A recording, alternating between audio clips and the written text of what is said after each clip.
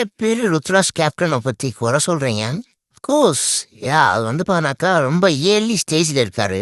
RCB மேட்ச்சில் தோற்றதுக்கு அவரோட கேப்டன்சியுமே ஒரு ப்ராப்ளம் தான். 17th ஓவர் 17வது ஓவர் எடுத்து 100 அகமது கிட்ட கொடுத்துருப்பாரு. அந்த ஓவரில் தான் மொமெண்டமே ஆர்சிபி பக்கம் போச்சு. 3 6 டிம் டேவிட் வச்சு அடித்தான். அங்கே தான் மொமெண்டம் அப்படியே ஆர்சிபி பக்கம் போயிடுச்சு. அந்த சைடில் ரஜத் பட்டிதர் ஸ்பின்னை வேற மாதிரி ஆடுவான், அப்புறம் டிம் டேவிடும் வேற மாதிரி ஆடுவான்னு தெரிஞ்சும் 17வது ஓவர் எடுத்து நீங்கள் 100 அகமத்தை ஊற்றுது பெரிய தப்பு தான். நீங்கள் எக்ஸாம்பிளுக்கு ஸ்ரேயஸர் எடுத்துக்கோங்க.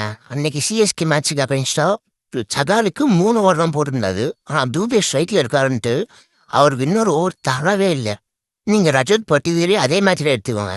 அந்த மேட்ச்சில் சிவன் துபே அவுட் ஆனதுக்கப்புறம் 10வது ஓவர் கழிச்சு தான் சுயாக் சர்மா இம்பாக்ட் சப்லேயே வந்தார். ஸோ இந்த மாதிரி கேப்டன்ஷிப்பில் ரஜத் பட்டிதர், ஸ்ரேயஸ் ஐயர் இவங்களாம் மாசம் பண்ணிட்டாங்க. ஸோ ருத்ராஜும் ஃபியூச்சரில் கரெக்டாக எல்லாம் பண்ணால் நம்ம டீம் கன்ஃபார்ம் ஜெயிக்கலாம். ஸோ உங்கள் கருத்து இந்த கமெண்ட்டில் சொல்லிட்டு போங்க.